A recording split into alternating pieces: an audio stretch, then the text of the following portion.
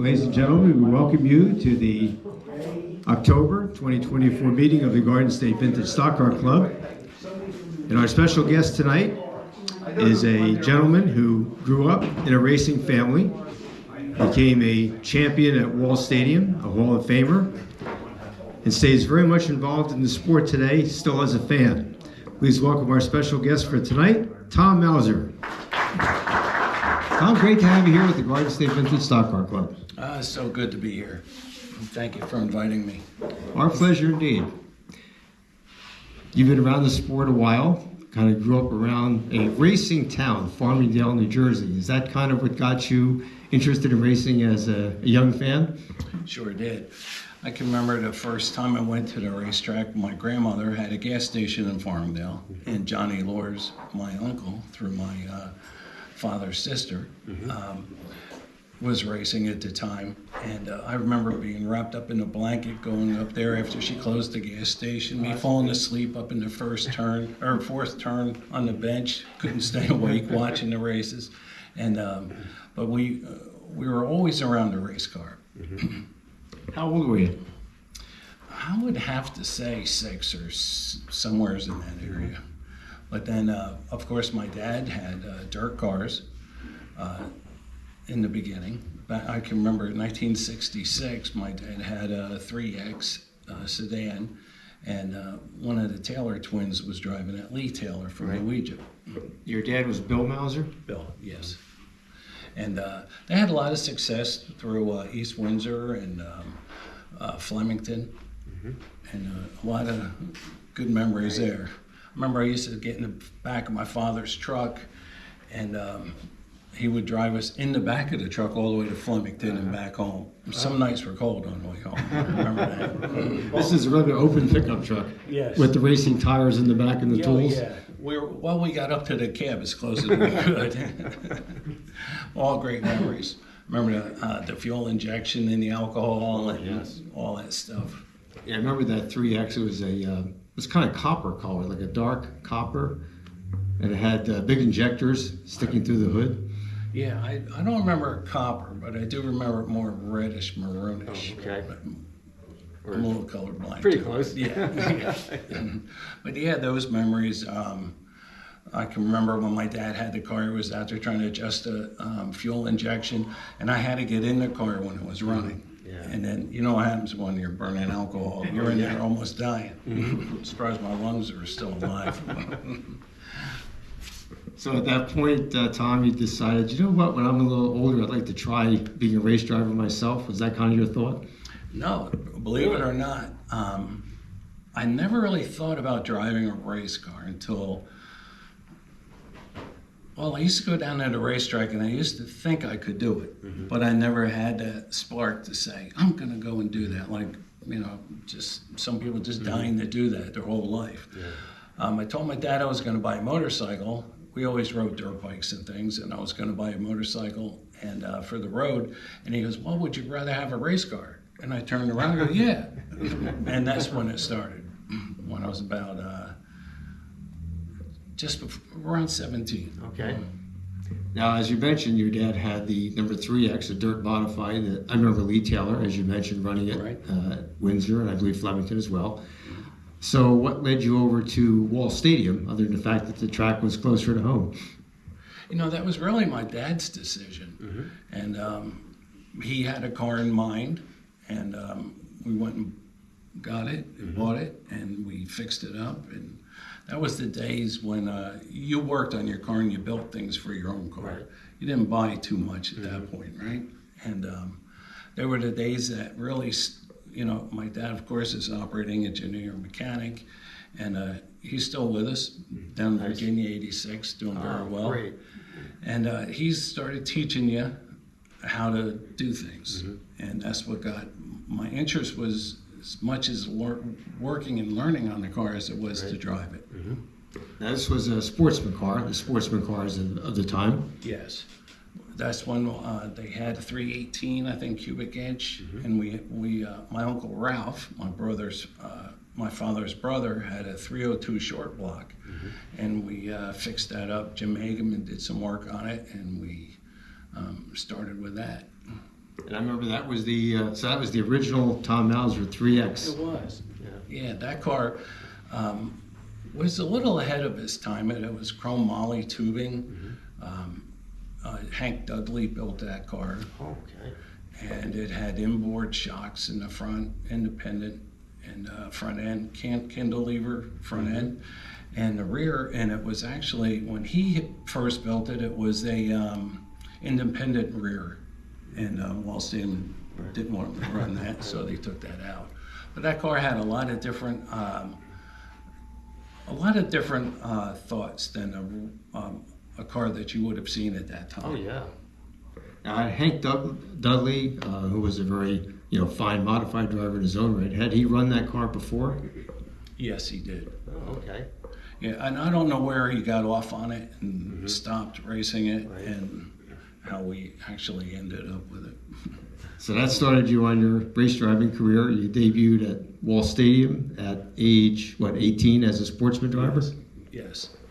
Yeah, that was our first year. And, the first days going down at the racetrack, we were in the midst of rebuilding a trailer. And, it was all about people like we talked about. Everybody here in the room had help somewhere. And Linus Johnson actually came over and got the car. Took his car to the racetrack, came back, got mine, went back to the racetrack with mine, and then went back and forth. And we had a good year. What a learning year that was. And we qualified every night, which back then sometimes you could start 14th, 13th, 12th in the consolation races. And it was a diverse amount of cars and drivers out there at the time. Yeah, on that topic, you mentioned the amount of cars in the consolation. There was a huge amount of sportsman cars in the pit area back then, and a lot of very good drivers. Yes, there was. And it was, I can't remember all the guys that we started racing with at that time. Oh, Ray Everingham, he was racing before us. And he went up from modern stock the same year I started racing. Right. So him and I always had a little, competitiveness to us. Oh, I can imagine. Yeah, we did.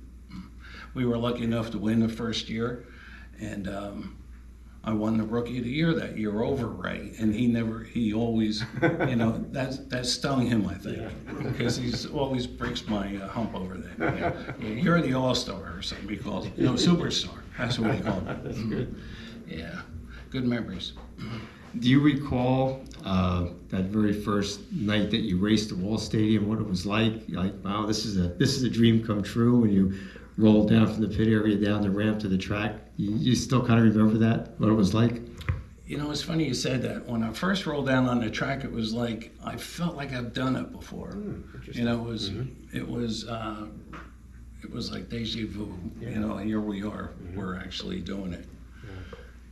The first night, I think I got in somebody's way. Somebody's dad in the back of the room. There he is.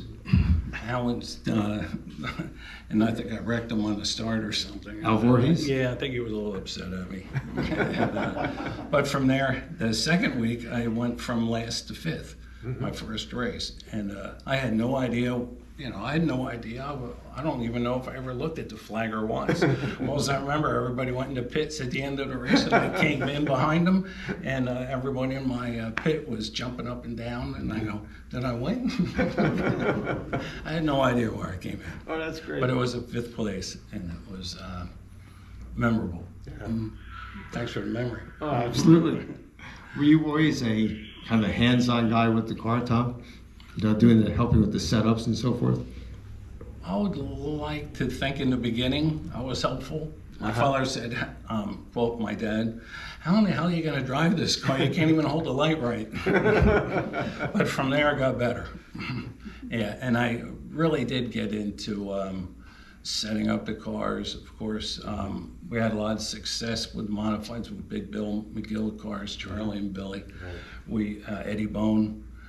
Number of cars came out of that shop, and it was us that built it. It was our ideas. It was our sweat and tears, and we built the cars, and we spent a lot of time moving things up and down and watching how they moved, and had some good things in that car that made it go fast. Very good.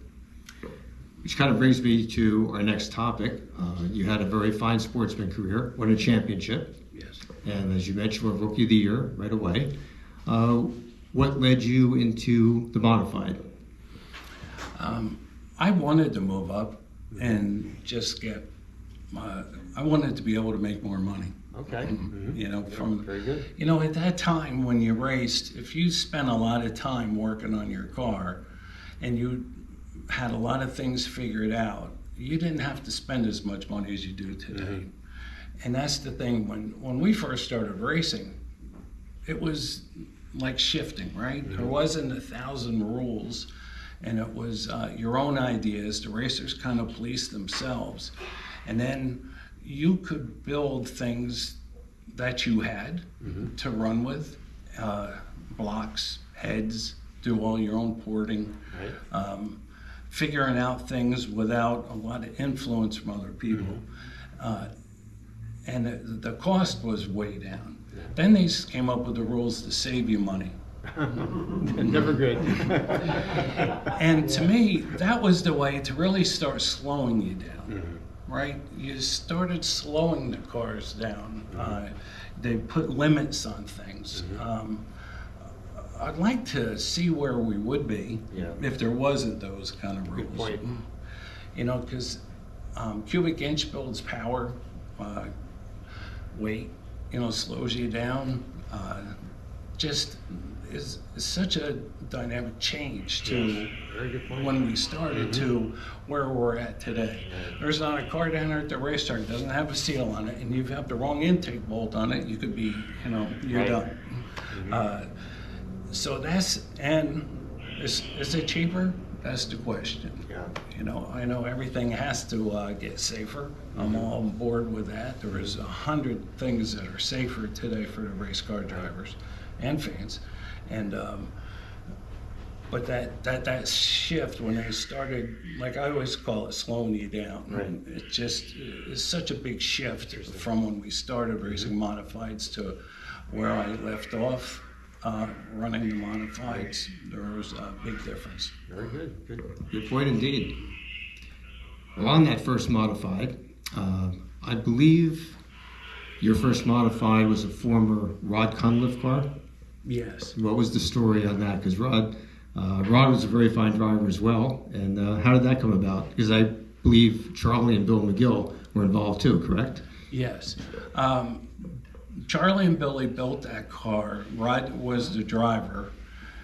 If you remember that bad crash that he had at the end of the pit wall, and he kind of broke the car in half, and that car, actually, Billy always told me that little steering rod that went down to the rack was the only thing that had the front end on. Jeez. And so Billy took that back, and they built a whole new frame and a whole new car. And then Rodney didn't want to race as much. And somehow I got connected with Billy and Charlie, which was one of the greatest things that happened to me. And we made a sportsman car. And we won the championship with that car. We won the first 5 nights on that car, I believe. Is that fact? Fact check that? That sounds pretty Yeah, pretty I close. think we won the first 5 races that year. And the 6th race, we were in the lead, and we had a bad wheel, and the tire went flat. Yeah. So that led you, that led to your modified career at that point. Yes, it did. And Can you tell us what year these things were happening? geez, Years? maybe. Maybe. Yeah, we're talking the early 80s here, right, Tom? Yeah, 81, I think we won the Sportsman Championship. Then we went modified with Charlie's car. Right. Well, you know, there is some success. What led me, we qualified, Randy Goss and I, a good friend of mine, helped me in my whole racing career. He was telling me the other day that we ran that Sportsman car in the Garden State Classic, and we ended up 5th. Okay. And I can remember, I don't know how many laps they were back then. Anybody know? In the early 80s, 200. I think it was. Randy and I couldn't remember. But we ran 200 laps, and I can tell you at the end of that race, I had Charlie Kremer up on the outside of me for the last 30 laps. And I would go into the corner, go around the corner, get down. He would come up alongside of me. They tended to just straight away back and forth. It was the greatest, one of the greatest times ever. That's great. So then moving into the modifieds, Jim Hageman offered to help us build a car or an engine. Yeah, we're talking right around 1985 in that area now, roughly. Yeah, roughly. Pretty close, yeah. Yeah. And then, was it 80? I got my decades mixed up now. You're pretty close. So, but yeah, we had, we started racing then, and we ran that car for a couple of years. And then I thought it was just getting older, and I wanted to try some other things. We had an opportunity to get a Jeff Bodine car, Chassis Dynamics, and we were half against it and half for it. And I decided to go for it. Don Ling actually sold it to us, and he helped us out a little. And we started racing with that car. And we raced that back at Wall and New Egypt, and we won races with that.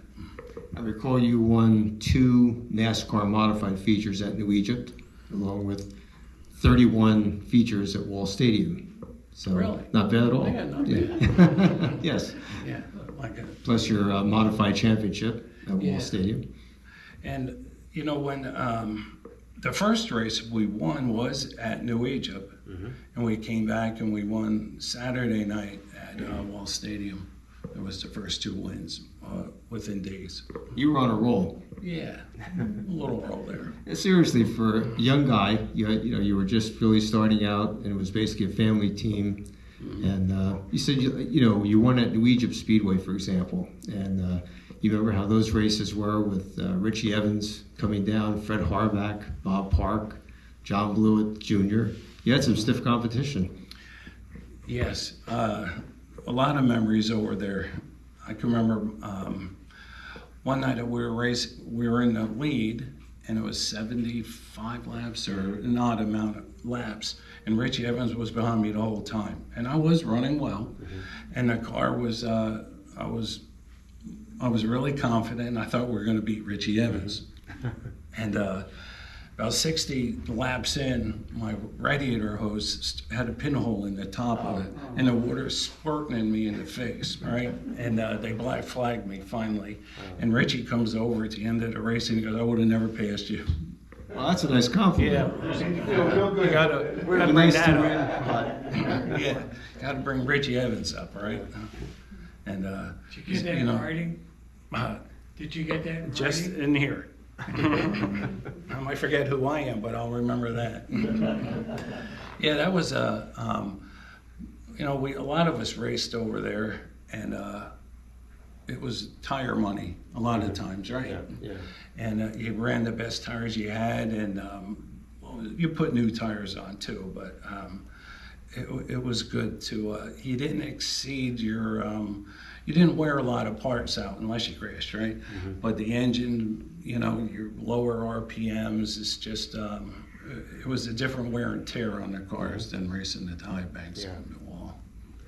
Did you have Welsh Farms as a sponsor at some point? Yes, well, I worked at Welsh Farms. Okay. How I got there, Art Madge, president of Welsh Farms Edgewood Division, Kenny and I both worked there.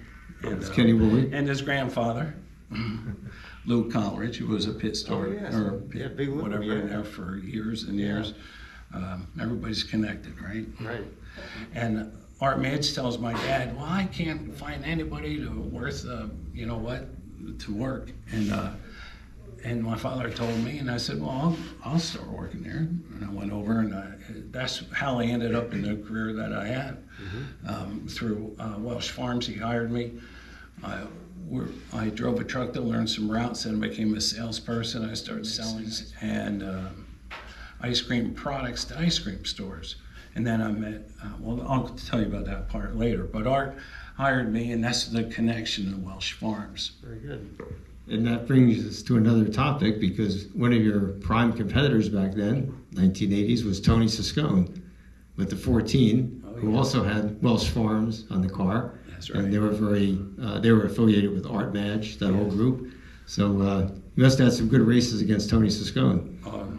Yes, I think he got the best of us. But yeah, Tony, I saw him this year at Wall Stadium on the Champions Night, and we talked for a long time, and a lot of good memories there. That's good. As you mentioned, okay, with the Welsh Farm sponsorship, and you were kind of progressing along. Again, we're into the 1980s now. Were you looking to do a little traveling to go to places like Martinsville, for example? Yes, we did race. We've raced at Pocono. We raced at Martinsville a few times. Some mild success. I wouldn't call anything spectacular. A lot of learning from it, and mostly how much money you can spend. Right. And from that point, we just learned a lot from there, and we did get better and better racing. About that time, I would have to say that was my peak, right?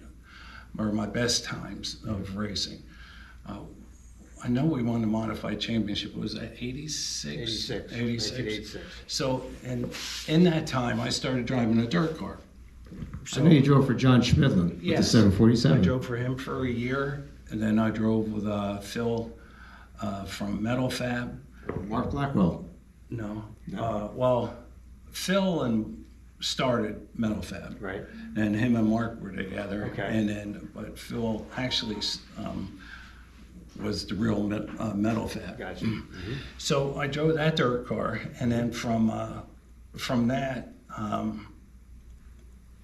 I guess I got better car control or better experiences or whatever it was, and we started racing at Wall, and like I won the Garden State Classic 2 years in a row, almost 3, because the year before I lost with 23 laps to go. I had a shot that failed, and then we won the Turkey Derby, and we won Turkey Derby again. Right. So all those big races in there. Dick Barney told me that, Mauser, every time there's money to be won, you go home with it. Right in those 2 years. That's another big compliment, right? Yes. Where did you run dirt? East Windsor and Grandview twice, and Bridgeport twice. Did you run Flemington? No, No, okay. I don't think it was open then. Yeah, the question was, did you ever race at Flemington in its dirt era? How about on pavement at Flemington? Once I drove my old 45. I told to Rich, we sold to Rich Engelhardt, and I drove that once up there. Flemington, a lot of drivers loved it, but a lot of drivers felt it was an extremely challenging track because of the speed and the way it was laid out. It was almost difficult to know where you were at the track at any one point. Well, I wasn't running the modified at that time. It was a mad car, so I felt comfortable in it. Yeah. That was about it. That's good. That's good. Yeah. Comfortable is good. Yeah. Yes, it was. So you mentioned you did some of the dirt racing. Was that kind of something you wanted to do because your dad had dirt cars years ago? Just figured, okay, I'll try this. Yeah, I was always a dirt fan. Growing up in the 60s, going to the racetracks, the 70s, and I wanted to have a different discipline in learning and behind the wheel. Did you find that it was a big difference for you? Because at that point you had a lot of asphalt experience. What was it like for you to all of a sudden go to a dirt track and do some power sliding around East Windsor and Grandview? Fun. It was a lot of fun. Yeah, it's really different to, Wall Stadium. I could drive down. I can still see the white little stone going down into 1. I could see a crack going down into 3, and you could get your car miss that. Okay, this time I'm just going to miss that stone. This time I'm going to go 2 inches above it. It's that. I guess unique. Right. But on the dirt track, everything is different. And to learn where's it tacky, where's it too wet, where's it, now it's dry, now it's rubbering up. Right. That's a whole other thing I never really tackled that well. Well, you mentioned John Schmidlin with the very famous 747. How did that ride come about? How did that ride come about? That's, I'll think about that one for a minute. Had to be through Tim Shin, United Grain. Again, that was in the early 90s at this point. John Schmedlin, his brother Billy worked for United Crane, and I think they asked me to drive it. Okay, so this would have been right around 2000 then, I guess, right? Or late I think- 1990s, that era? Late 18, or yeah, maybe 87, 88. Oh, right in there. Okay, okay. Yeah. Yeah, that's right, because there's a gentleman named Bill Weber. He was involved in it. As you say, Bill Schmidlin, John's brother. They were all with United Crane. Okay. Yeah. So, but did John just give you a call sometime and say, Tom, would you like to drive my dirt car? Okay. I can't remember how it all okay. happened. I really can't. I think I might have even asked him to drive it. Oh, okay. Now that you brought that part up, their driver was got married and wanted to have a family. And, I think he was retiring, and I heard it was around the click of United Crane, and I said, well, I'll drive that, Okay. and that's how it all worked. It might have been Darrell Carmen. Might have That's been. who retired. Yes. Yeah, okay. Yeah, Daryl. How many times did you drive that car, Tom? Do you remember, roughly? Most of the one season. Okay. Yeah, we had some issue, but almost the whole year. Oh, very good. Yeah, almost one. I don't want to sound like I'm sour over it or make any excuses, but we had the battery fall out of the car once, or was that Phil's car? I can't remember. But I remember I almost won twice, and I remember the battery fell out of the car with 2 laps to go, and then we had. They had the curfew there at 11 o'clock. right. I'm driving around the racetrack, and it's like it's like, oh, it's 11 o'clock. It's 2 after 11. Throw the checkered flag. And with that, smoked the piston out of the car. no. And then they threw the checkered. But not for me. Yeah. So that haunts. Thanks for bringing that memory up. You're welcome, Tom. Yeah. That was exciting times, though. I was in the race car a lot, and I can remember we wanted to win a dirt race so bad, and we had double features at Wall one night, and I won them. I think twice I won double feature nights at Wall. You did, yes. And there's a story with Gil Hearn on that one, but You gotta tell us that one. yeah. So I'm out. I won the first one, and I come in and we were playing with shocks, and Penske gave me shocks to run. And I'm trying to balance them into the car. There's no shock dynos for us at that time, right? Right. You pull on them on the device to see, how they work and go from there. Not a good data. But anyway, I come into pits, and if you remember Flash Bill Edcott, who worked for Iraq, right? He helped us get those shocks through Penske. And so I said, okay, take the right rear shock and put on the left rear, put the left rear on the right front, or on the right rear, switch the rear shocks. So I'm sitting in the car between the races, there's only so much time, and I hear them all working, and they're talking, and they're, what's the matter, guys? And so Flash comes over to me, all right, we got the bolt in the left rear and it's stripped. I think it's tight. Just be careful. I go, what do you mean you think it's tight? Either it's tight or it isn't. And he goes, you'll be all right. So I'm out there on the racetrack, and the whole time I'm going, when's that shot going to fall off? Well, then Gil Hearn's out front. And you know how Gil always came off the corner, Oh, yeah. like he always had it His own style. going like this, right? And I'm catching him, and I caught up to him, and I don't think I ever drove harder in that race to catch somebody. Right. And we were going down the back straightaway, and I just pushed on him on the left rear going into the corner a little bit. I mean, just slightly pushed him to make him push. I mean, on the left rear, and he pushed up, and he went up, and I went underneath him. We're going down the front straightaway. I look up at him. He's looking down at me going, and I thought he was going to be really mad, because at the time I think he was going for that 100th win. Oh, yeah. So he was, a mentor to me. He taught me a lot. And so at the end of the race, I go in the pits, and I go to my friend, where's Gil? Is he mad? And he goes, oh. I saw his eyes, and he goes, here he comes. So I'm like, I don't want to look at him. He comes walking across, and he's smiling. And he goes, I taught you well. I taught you well. I didn't even feel you on my back bumper. And That's great. you got me going up the hill, and I was done. That's great. And yeah, what a story, right? And you can't see that from the grandstands, right? There's something that you would see him looking down, just shaking his head. What a memory that is. That's a real compliment, Yeah. too. So then I get down to the next day. We're racing Sunday at East Windsor, and Phil's been working on the car for like 2 days straight. He wasn't even at Wall that night, and he goes, "How'd you do last night?" I won them both, and he's like, "Oh, jeez, you got to win in this car." Yeah, that's great. Yeah, but we did try. But that was a lot of good memories there. But in that time frame, we were racing, a couple times a week. Yeah. And the seat time's never a bad thing.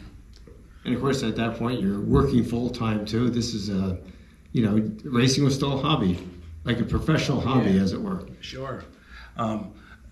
This is where the teamwork comes in, right? I mean, we had Randy Goss, Mike, Glenn Dugan, Billy, Charlie, my dad. If I'm forgetting, Keith Tanay. We worked on these cars every night of the week. Right. That's all we did. We worked and rebuilt things, and you could have the car all ready to go and have a rain out, and then bring the car back in, work on it all week again. It's strange how that happens. But that was a lot of good fun and a lot of good friends, and from there, I guess from there, I stopped racing. And then Sal Bruno called me, and he goes, "Me and the boys want you to race." And I'm like, "Who is this?" And he goes, Sal Bruno, if you know Sal. Yes. And so anyway, I talked to my cousin Scott McLaren, who's a racer. He's my cousin, Right. my father's sister's son, and there's more racing behind him too. And he said, "Yeah, why don't you go do that? That's the car Dave Garfinkel raced, and they won races. Go down there and meet them." And from that point, I went down. I met Sal, and this is where a longtime friend now, John Gouldy, and I, John and James Gouldy. He was the car chief and working on the car with me, and we had some success there. We won the Garden State Classic in Sal's car, Right. and we won a couple races in that. Tom Skinner built the engine for it, and just good friends there. Sal and I are still good friends. Oh, he's a good guy. John Gouldy and I ride motorcycles together. We do a lot of things. We go to races together, and John and James own the 59 that Matt Hirschman raced. Right. And then from that car, John calls me one day, and he goes, "Why don't you come help me? We had a bad wreck. Why don't you come help me? I don't know how to use a torch. And we got to cut the thing off to get the engine out." And I'm, "No, John, I don't want to come over and work on the car." And I said, "It's like if you don't go to the races, you kind of miss it. But then if you go once, it's like you never left." Oh, yeah. Right. So Right. then you're back into it. And then, so John and I raced with the 59 all over the place, racetracks I never even, raced on myself. And of course with Matt Hirschman, we were winning races. And then from there we had my spotter. Somehow I missed Timmy Shin in Wall Stadium racing in there, but the car, my spotter from racing with Tim Shin wanted to carry on racing. And through John Gouldy and the Hirschmans, we started that PD racing team Okay, right. that I race directed for a couple of Right. years. And it's more fun driving than directing. Are you still involved with PD racing, PD Motorsports? Just friendly. Okay. Yeah, I don't go to the races or anything with them. Fan support. Because you were very involved there when Matt Hirschman was running with them, and as you said, you Yeah. traveled to a lot of different tracks, especially down south. So that must have been kind of neat. Yeah, well, the first race that we went to, we won. And we won Myrtle Beach, we won the North-South Shootout, we Right. won a number of races, Right. The Hirschman family, what a family, right? they're true racers, you know. And it was a pleasure to get to know Tony and the family, and what a success. But before that, after when I was racing for Sal, Timmy Shin always wanted to get a race team together. My father was working up there at that time. Oh, the crane company? Yes, my father retired from United with the operating engineers from United Crane. And so he goes, yeah, Timmy wants to get a race car team. So I went up the next day and talked to Timmy, and we started a team. And then we were going to race it for the following season. Then we got one. We got the car together and we raced the Turkey Derby. I think that was 99. Yeah, 1990. Yes. Yeah. And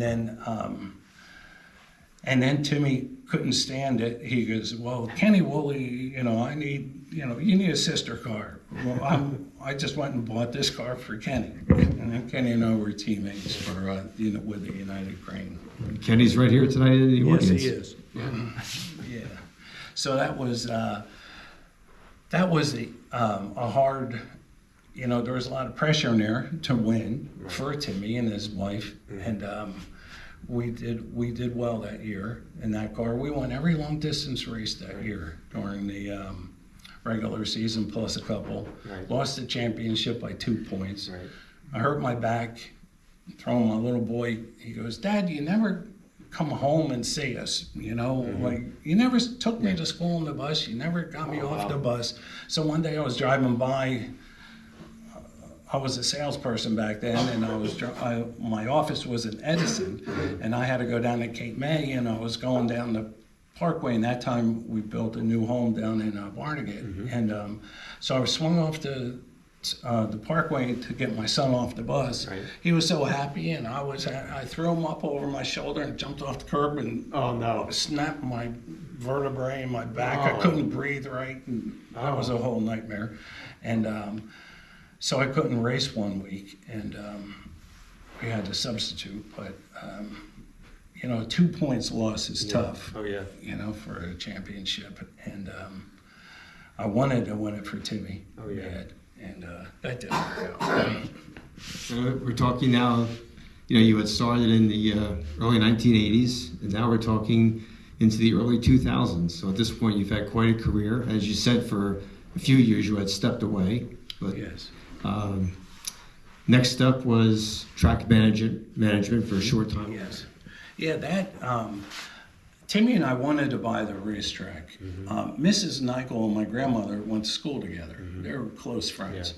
And I always had it in my head to continue with the racetrack. And I got to know Tucker through Kelly Chevrolet.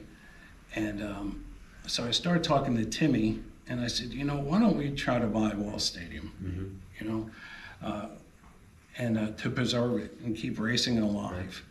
And I said, oh, I won't race the first 2 years, and then we'll get it going, and then I'll get back racing again. And from that point, you know, it's not the prettiest story, but, you know, we had other issues around the partnerships and things, and it just wasn't a good fit. What I will say, no hard feelings. I'm glad I did it and then didn't do it. And it was a good learning experience for me, business-wise. Very good. Yeah. I mentioned you're still a fan, and obviously you appreciate racing history. Let's talk about that for a moment, Tom. For example, like right in back of us, we have a very classic racing helmet here, a Macau racing helmet from the All-Star League, which started in 1967, ran into the early 70s. And a lot of great drivers were part of the All-Star League. This particular helmet was just donated to the Garden State Vintage Stock Car Club by Susan Stives, the wife of the late Don Stives, who was an All-Star League member. And boy, this is a real classic. And I believe you knew Don personally and as a racer, and I'm sure you have a couple of stories to tell about Don Stives, like what he meant to you, and you know what he was. Because I guess when you were a young fan, you saw him race as well. Sure. Don, fond memories of Don. Always an icon, right? He was always Don Stives, right? I can remember this helmet and these guys standing up on the fence with a whole bunch of them with the pictures, right? We can all picture that, right? So Don, he lives by East Windsor, right? Right down Airport Road. Yeah, and he came over to my house. Well, there's some stories about him. I can remember Tommy Comerford telling me a story. They were drag racing out 34 in the Navy base. Oh, yeah. Back over there. There Yeah. were some back roads. Yeah. Some of you guys ever do that? Anybody? You won't admit it, right? So Tommy said that it was in the winter and there was ice all frozen over down the road, and Don hit that, and Tommy said he's the only guy that could ever save that car that went through that ice the way that he did. Oh, wow. And I can remember Don racing in both dirt and asphalt. And on his later years, he stopped by the garage and he needed some trailer parts or something to get his car over to East Windsor that we helped him with. Isn't that neat? Yeah. So it is, and again, racing, as we all say, it's all about people and the memories. You could say something about somebody's name and it pops into a story, right? There's so many stories to be told. And I hope you're enjoying mine. Oh, absolutely. It's great. You mentioned, of course, track management there at Wall Stadium. Now we're talking 2002, right in there. After that, Tom, did you do any more racing, or were you at this point ready to kind of walk away from active competition? Well, believe it or not, I still would race if I had the right opportunity. And I know it sounds crazy, but I would. And I still have that drive to do it. And you never know what's going on. But right now in my life, I have 2 grandchildren.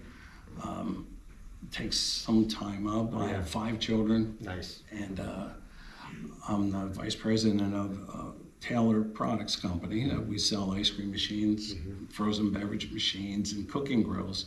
And we have 2 offices, and we've grown that business from 18 people to 89 people now. That's great. So we have, a lot more work and dedication to work than racing at this point.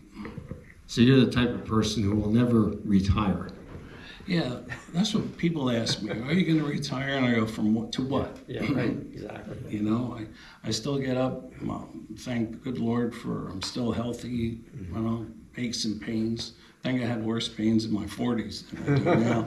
And I still enjoy things that I do. I love new opportunities and just life itself. Do you still get to the racetrack as much as you can? Yes, my wife and my wife has an RV, and we go camping to racetracks. Nice. And we bring it to Wall Stadium quite often, and with my dog, and he doesn't leave my side. Oh, great. And we go around racing. We have a full schedule for the North-South Shootout. My godson, Kevin Goss, is getting married. We're going down to his party Saturday. My next weekend, another Linus Johnson's grandson's getting married. I'm family to them. And so I'm back and forth to North Carolina 2 weeks in a row. Still with the racing family. Yes, 100%. And not far from your home, which is Honeybrook, Pennsylvania, is a racetrack for kids that you still go to. Yes, Tom knows about that. And That's Reverend Tom.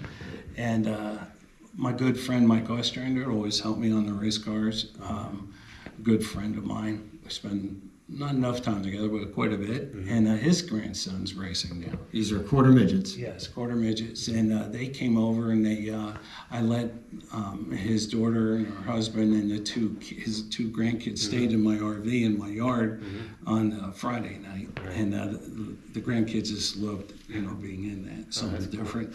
And it was good to spend time with them. And so all the race car people intermingle all over. That's good. Do we have questions from the audience for Tom? Ray Shea? Yeah, couple things. Mustang Gas, were you sponsored Oh, with? yeah. I should. Mustang Gas. Yeah. I wanted to bring him up. He was always on my mind. Art was a great guy that really sponsored me financially and mentally at times. And he was a Wildcat, you know, as a fuel. Right. He has his own brand of gas stations around, and a very successful guy. And I'll tell you a story about his brother is Bob Peerless. He was Roger Penske's primary fuel purchasing agent. Interesting. So when they were racing into Meadowlands, this is a great story here. Yeah. So I'm walking through, you know, we raced the night before, and Art wants to leave at 5:30 in the morning, go up to the Meadowlands, and I meet Art, and we drive up, and we're going through the Meadowlands, and the Indy cars are all out in front of a Penske booth. And we're 100 miles away from Roger Penske, right? And he's going, Bob, over here, Bob, hey, Bob, come on. And we're walking under, and now here I am, a younger guy, starstruck by, there's Roger Penske. By the way, he's my business model mentor. Oh, Even at work, when in our showrooms and things, I use the word, this isn't Penske perfect. And everybody knows that, you know, they Penske perfect. I know it's not Penske perfect. And so all that, how he influences people, right? So he picks up the rope and we all go under, and Roger Penske goes, how you doing? I'm Roger Penske. I forgot who I was. And then Bob introduced Art, his brother, and then Art introduced me back to Roger.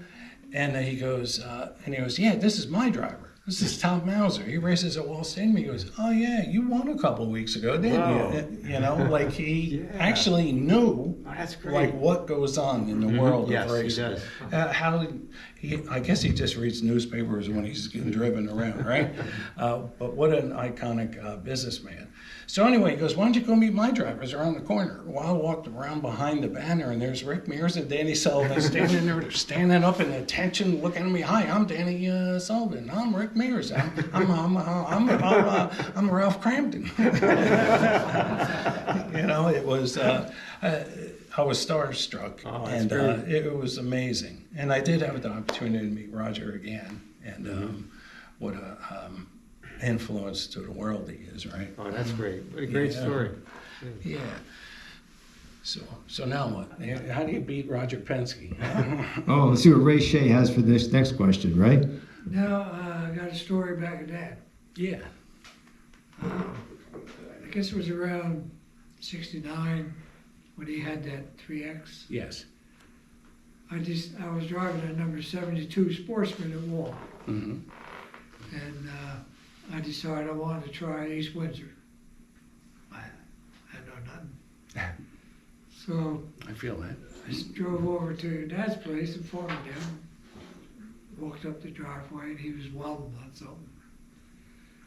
And I introduced myself because I didn't know Okay. Adam, he didn't know me. I said, I want to go to Windsor. Anything you could tell me? He goes, well, first of all, you got to get rid of them slicks. And he says, what kind of tires you got? I said, nothing yet. Just thinking about going. He goes, well, you're going to need tires. And he goes up in a tire rack, pulls down some tires with wheels on them. So you're going to need these. What you got for gears? I said, Wall Stadium gears.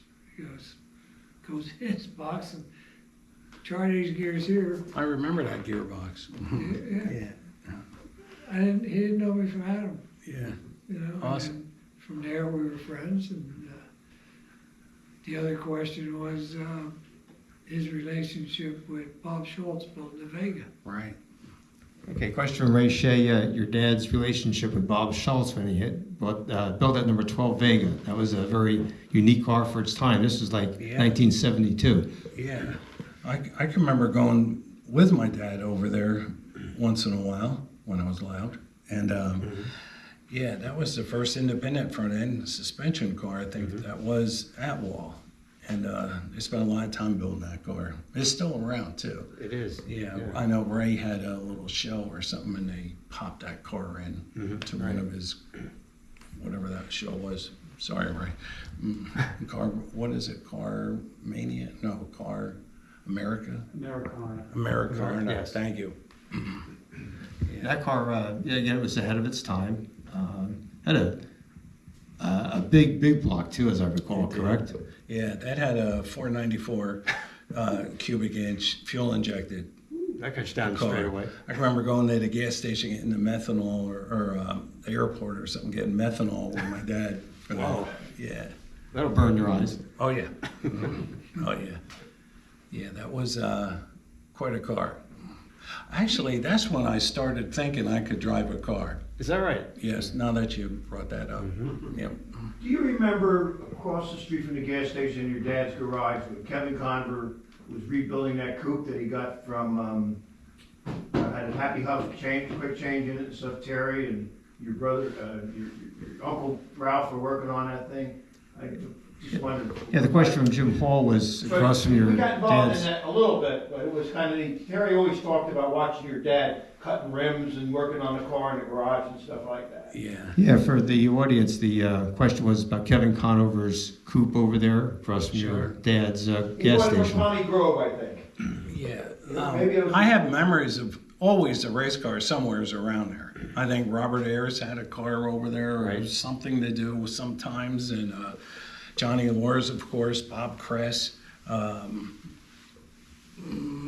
Well, in that, we grew up across the street from my grandmother's gas station, the Sinclair gas station. And John Hall lived Jim Hall. 4 houses away. Terry Vamathizer lived between us and him, Billy. and Billy, and Terry. And yeah, in that gas station, some of the things that I can remember, they had the lift up. And my brother and I were running through the gas station. I hit my head on the lift, knocked myself out when I was a little kid. Woke up in my grandmother's office, and yeah, don't tell your mother. And so Johnny Lorsa couldn't get his car started one time, and somebody was pulling him on the chain. And I went and jumped in the car, and then we got it going. We drove it all around through Farmville before they finally got it started. And I remember we went to the Adelphia School, if you know Farmingdale, on North, whatever street that is. Turned around in our Adelphia School and came back. And my mother came over and got me and brought me home. We were young. Yeah, really young. That was a great story.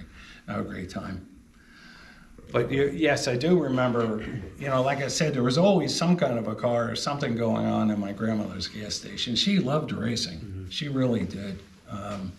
Yeah, she was my biggest fan, I guess.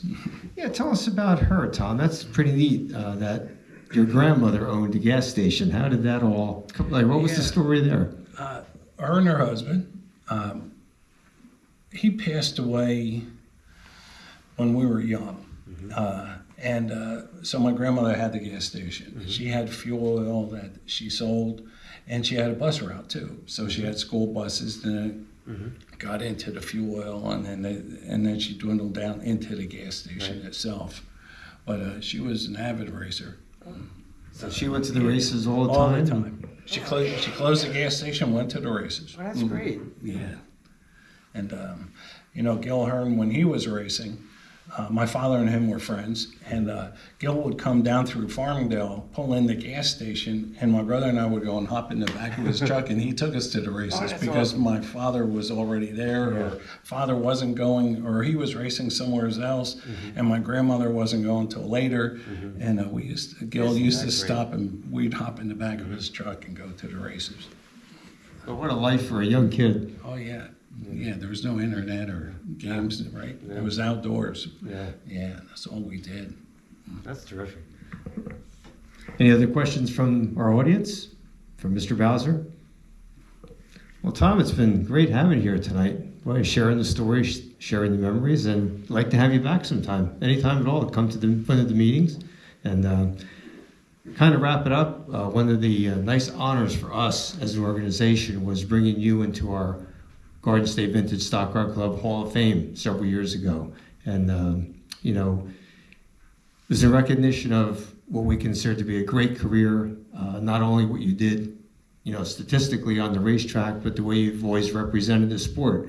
And, you know, it was an honor for us to bring you in the Hall of Fame. It was a big honor for me, one I'll never forget. Thank you, everybody.